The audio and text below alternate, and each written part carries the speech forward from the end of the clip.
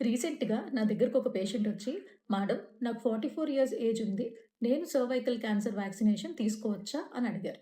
Hi, I'm doctor ఊహా Srinivas, consultant gynaecologist, వీరా hospitals, Visakhapatnam. ఎప్పుడు cervical cancer vaccine తీసుకుంటే ఎఫెక్టివ్‌గా పనిచేస్తుందో ఈరోజు మనం తెలుసుకుందాం. Cervical cancer vaccine are HPV vaccine అన్నది యూజువల్‌గా 9-14 ఇయర్స్ ఏజ్‌లో రికమెండెడ్.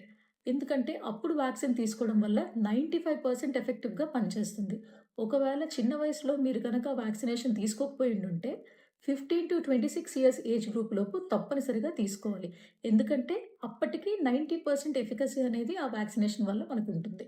ఒకవేళ మీరు మోర్ దాన్ 26 ఇయర్స్ అయితే 26-45 ఇయర్స్ మధ్యలో డబ్ల్యూహెచ్ఓ హెచ్‌పివి వ్యాక్సిన్‌ని రికమెండ్ చేయదు.